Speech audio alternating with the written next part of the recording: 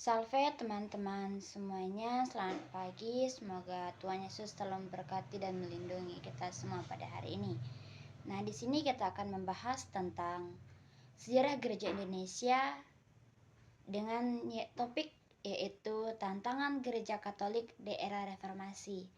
Nah, era reformasi di sini dimulai pada awal abad ke-16, merupakan periode penting dalam sejarah gereja Katolik. Nah, reformasi ini dipicu oleh berbagai kritik terhadap praktik dan juga ajaran gereja Katolik. Nah, terutama oleh tokoh-tokoh seperti Martin Luther, John Calvin, dan Ulrich Zwingli. Nah, tantangan utama gereja Katolik di sini yang pertama itu tantangan terhadap kritik terhadap praktik gereja. Nah, penjualan indulgensi dan berbagai penyalahgunaan kekuasaan gereja menjadi sorotan utama. Nah, banyak umat dan pemikir Kristen menuntut pembaharuan dalam tubuh gereja Katolik. Nah, yang kedua itu ada munculnya gerakan Protestan. Nah, reformasi melahirkan denominasi baru di luar gereja Katolik seperti Lutheran, Calvinis, dan juga Anglikan. Nah, gereja Katolik kehilangan banyak pengikut di Eropa Utara dan juga Tengah. Krisis kepercayaan dan otoritas. Nah, otoritas paus dan hierarki gereja dipertanyakan secara terbuka.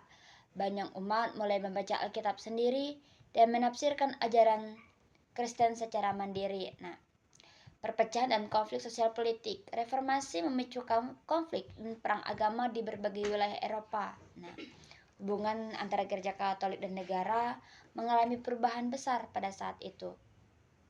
Nah, tuntutan reformasi internal gereja Katolik terdorong untuk melakukan pembaruan internal yang dikenal sebagai kontra-reformasi atau counter-reformation. Nah, di sini juga terjadinya Konsili Trente itu pada tahun 1545 sampai 1563. Konsili Trente ini menjadi tonggak penting dalam pembaruan doktrin, disiplin, dan juga moral gereja. Ada juga solusi dan langkah gereja Katolik, yaitu pembentukan orde-orde baru seperti Serikat Yesus atau Jesuit yang berperan dalam pendidikan dan juga misi. Nah, peningkatan pendidikan iman.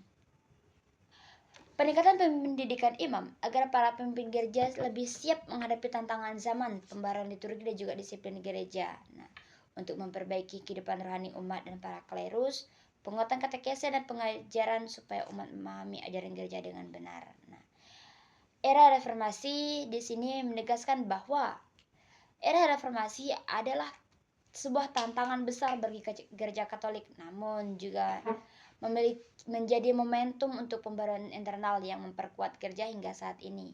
Gereja Katolik belajar dari masa lalu dan terus beradaptasi menghadapi tantangan zaman. Nah, dari berdiri awalnya gereja Katolik hingga pada saat ini banyak sekali tantangan-tantangan yang harus dihadapi, di mana gereja Katolik sampai saat ini masih berdiri kokoh. Ya, walaupun agama Kristen tidak hanya gerejanya tidak hanya Katolik, melainkan juga ada Kristen Protestan, Anglikan, dan juga Calvinis, yang dimana itu Protestan itu dipimpin oleh Martin Luther, yaitu dulunya seorang imam, namun ia mendirikan gereja sendiri karena ada beberapa hal dari ajaran dan juga peraturan gereja Katolik yang mungkin menurutnya tidak sesuai dengan pemahamannya sendiri. Begitu juga dengan Calvinis, Anglikan, hampir sama persis, namun mekarnya mereka, berdirinya gereja mereka mungkin berbeda daripada gereja yang didirikan oleh Martin Luther, yaitu Protestan.